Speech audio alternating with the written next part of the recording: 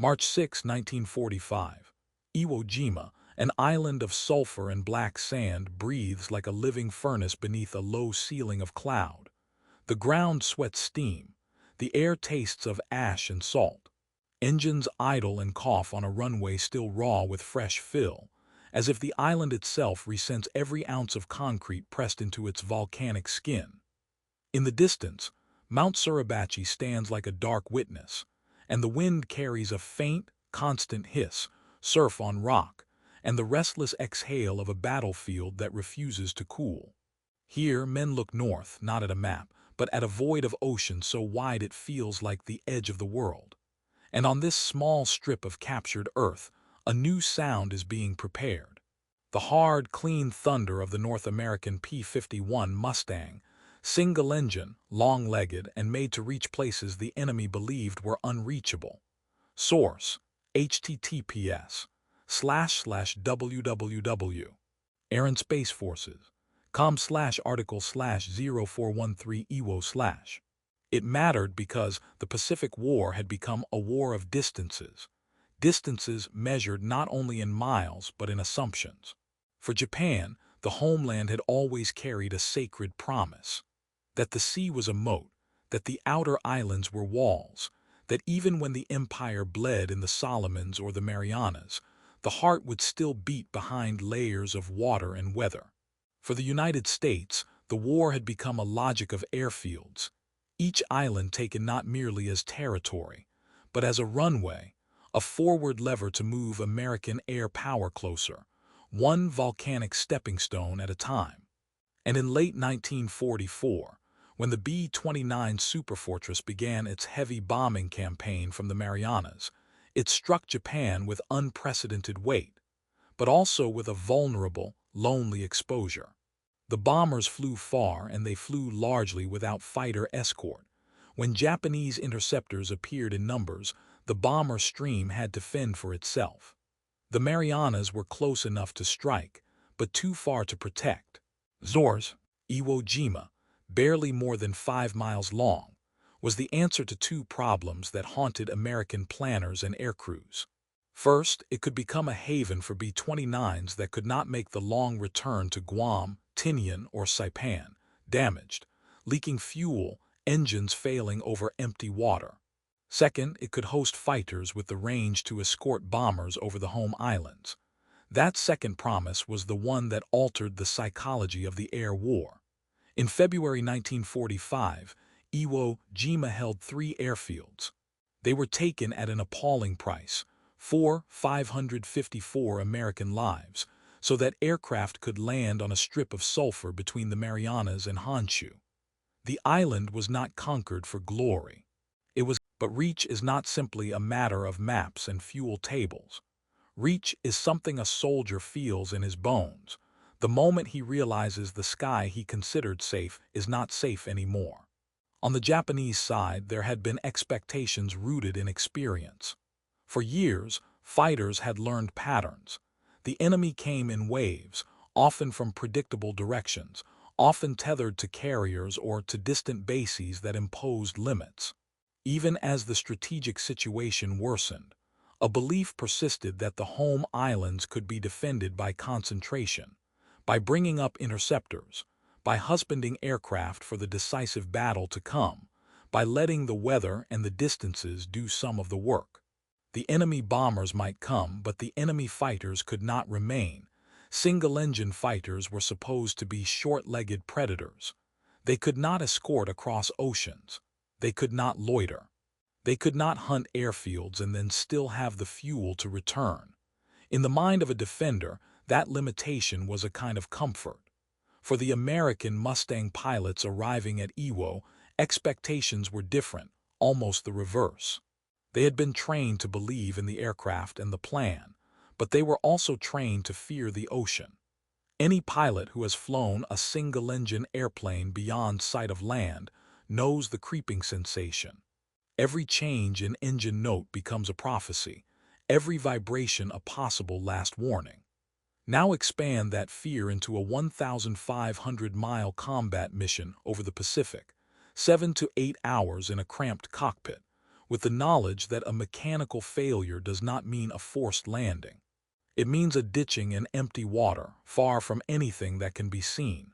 The Mustang pilots of Iwo did not merely fly to fight the enemy, they flew to fight the distance itself. Source: https://www. Air and Space Forces. com/article/0413 Iwo/. Yet the island did not even grant them the simple illusion of safety on the ground. Before the first great escort mission ever reached Japan, WWII Fighter Command learned that Iwo Jima could still kill you at arm's length. On March 27, 1945, hundreds of Japanese troops emerged from caves and tunnels in a sudden pre-dawn attack against areas near Airfield No. 1, striking pilots and ground crews with a kind of intimate violence, grenades, rifles, blades in the dark. When it ended, 333 Japanese lay dead or captured, but WWII Fighter Command had suffered 44 killed and nearly 100 wounded. The airmen had come to an island to wage war in the sky, and were reminded brutally that war does not respect job descriptions. Source: https. This is the hinge on which the story turns. The Mustang over Iwo Jima was not merely a machine. It was a statement that American logistics could force new realities into existence. Concrete could be poured onto volcanic sand. Fuel could be shipped across half an ocean. Radios, beacons, rescue submarines, and navigation B-29s could be arranged like chess pieces along invisible routes. And then from that scaffold of organization, a fighter could rise and go where fighters were not supposed to go. Source: https://www. Air and Space Forces. com/article/0413 Iwo/. Source: https://www. 506th Fighter Group. org/VL Ristory. ASB. On April 7, 1945, that statement became visible to Japan. That morning, 119 P-51 Mustangs of the 7th Fighter Command lifted off from Iwo Jima on the first very long-range mission by land-based fighters against the Japanese mainland. They would rendezvous off Honshu with more than 100 B-29 superfortresses attacking the Nakajima aircraft plant in the Tokyo area. This was not a token presence. It was a new architecture of war. Bombers with a shield that could follow them all the way home. Source: https://www. 506th Fighter Group. org/VL Ristory. ASB. The Japanese had been expecting bombers, yes. They had been expecting fighters, perhaps briefly near the edges. But they were not prepared for what it meant to see Mustangs where the home islands, defenders assumed only bombers would be. One reason was purely physical. Nothing else over Japan had the Mustang's combination of speed, acceleration, and high-altitude performance. In that first clash, pilots estimated 75 to 100 Japanese fighters were seen, and the American pilots claimed 21 down while losing only 2 Mustangs. It was a sharp, humiliating mathematics, defenders meeting intruders and discovering the intruders owned the terms of the engagement. Source: https://www. Air and Space Forces. com/article/0413 Iwo/. Source: https://www. 506th Fighter Group. org/VL Ristory. ASB. The records of that day carry a cold clarity. Lieutenant E. L. Bright, describing the combat, wrote, "I saw about 50 fighters. The ones I saw were just sitting ducks. You just drove up behind them and pulled the trigger." A B-29 gunner, Sergeant Burdell Hansen, watching the fight from the bomber stream, noted, "The Mustangs were knocking Japs down all over the sky. I'll never forget it." And the history of 7th Air Force, one damned island after another asterisk, described the mission as an occasion where men were motivated by revenge. A line that ties the arc back to December 7, 1941, when the forerunners of this command had been bloodied at Pearl Harbor and forced into years of defensive posture before finally reaching a point where they could strike back at the source. Source, but a documentary truth is never only what happened over the target. It is also what happened in the hours between takeoff and combat. The long, monotonous, dangerous crossing where the pilot sits alone with the engine and the fuel gauges, and where the mind has too much time to imagine failure. The bare numbers help explain the psychological weight. A typical VLR mission involved nearly 100 Mustangs taking off with around 57,000 gallons of high-octane fuel and about 230,000 rounds of .50 caliber ammunition. The distance was described as comparable to a long cross-country flight across the United States, except that almost all of it was flown above water, with only small islands along the route, often hidden beneath cloud decks. 7-hour sorties were routine, 8 hours were not unknown, and the aircraft itself, loaded with drop tanks, was heavy, needing long takeoff runs even at sea level. Source: https://www. Air and Space Forces. com/article/0413 Iwo/. The Japanese defenders could look at their airfields and imagine them protected by dispersal, camouflage, and the sheer burden of range on American fighters. But after April 1945, the Mustang changed what range meant. With the Bonins in American hands, fighters could escort B-29s anywhere over southern Japan. That single fact, more than any dogfight statistic, began to seep into Japanese calculations like cold water into fabric. Source: https://www. Air and Space Forces. com/article/0413 Iwo/. And then came the second shock. The Mustangs did not only escort, they hunted. After the initial escort missions, WWII Fighter Command increasingly shifted toward sweeps and strikes against Japanese airfields, precisely because tying fighters to bomber streams was not always the best way to destroy enemy air power. The fighters, free to choose targets and timing, could search out aircraft on the ground, where they were most vulnerable, and where loss meant more than a pilot shot down.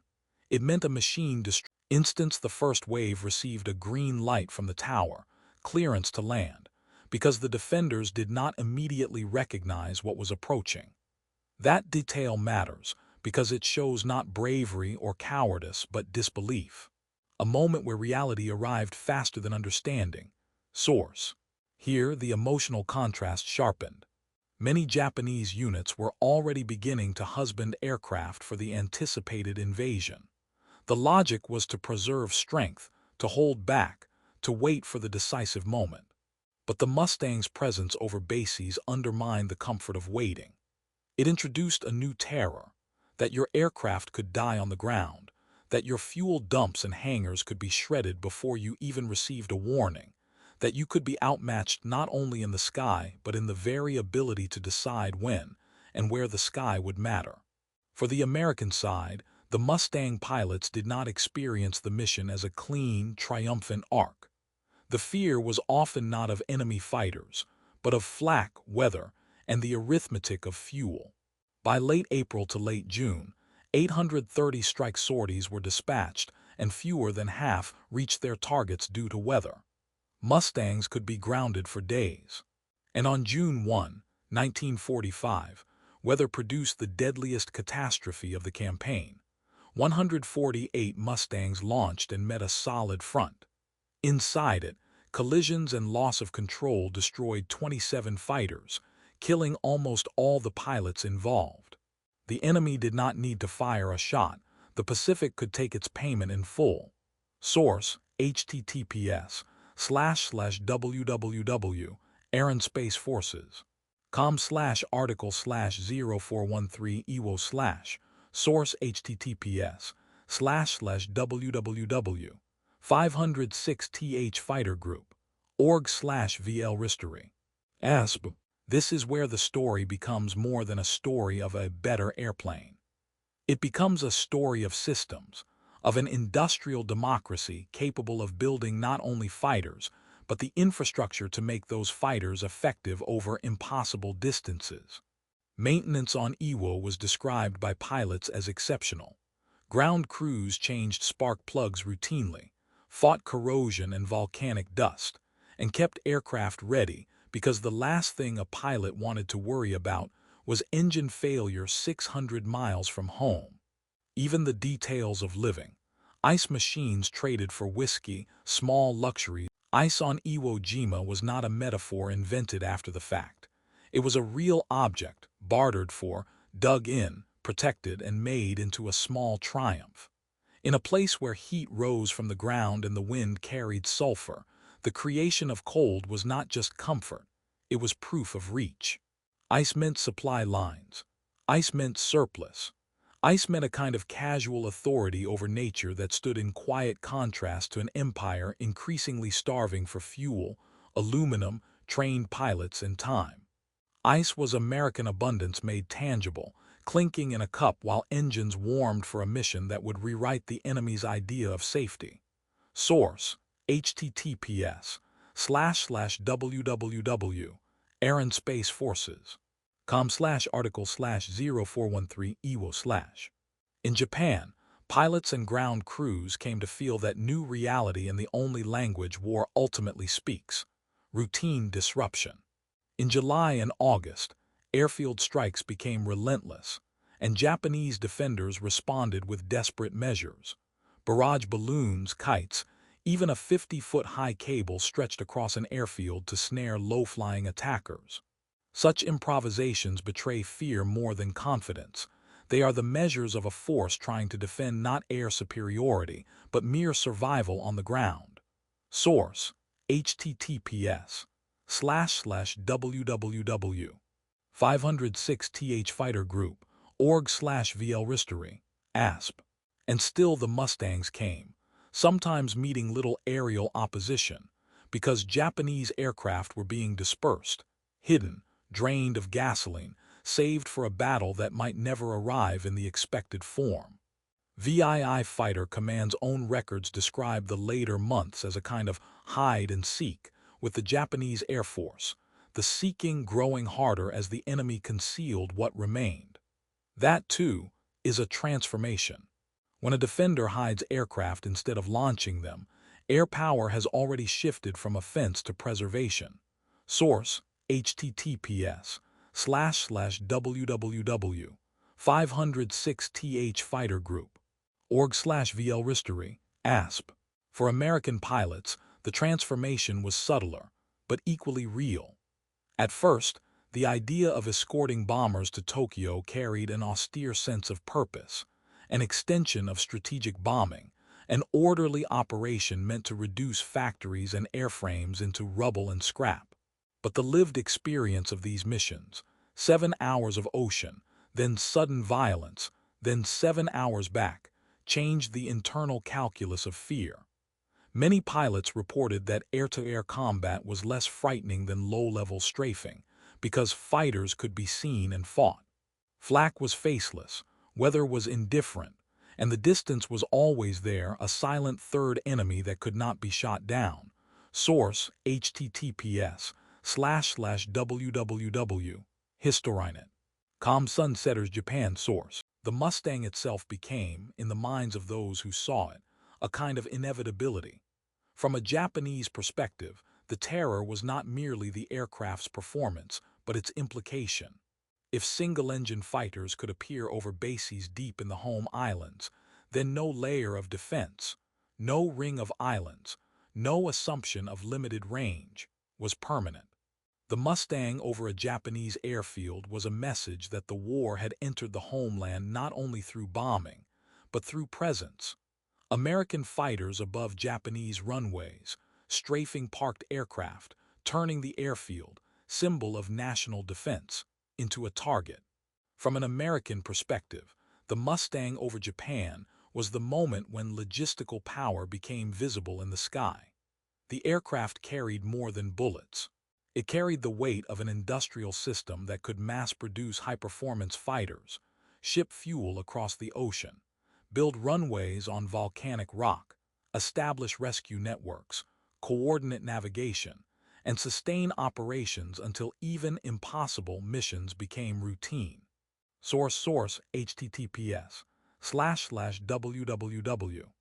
506th Fighter Group, org/VL Ristory, ASP.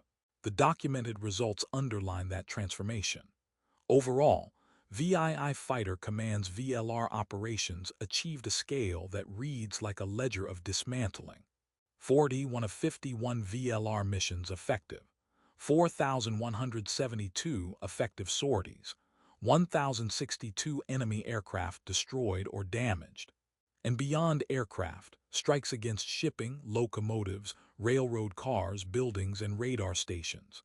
At the same time, the cost was real. Aircraft lost in combat and accidents, pilots lost to enemy action and to the ocean itself. The campaign story is not one of effortless dominance. It is one of dominance purchased through endurance, human endurance, mechanical endurance, and organizational endurance. Source https://www. 506th Fighter Group, org/VL Ristory, ASP. And yet, amid endurance, the symbol returns ice. On Iwo Jima, ice could be traded, guarded, and used to cool a drink after a mission. It could be pressed into a hand that had been clenched around a throttle for 7 hours. It could be held against the back of a neck coated in sweat and volcanic dust. And that small cube of cold, absurdly luxurious on a sulfur island, becomes a quiet emblem of democracy's particular form of warfare, not merely courage at the front, but the capacity to deliver comfort, maintenance, and replacement parts, again and again, until the enemy's calculations collapse under repetition. Because that is what truly frightened defenders when Mustangs appeared.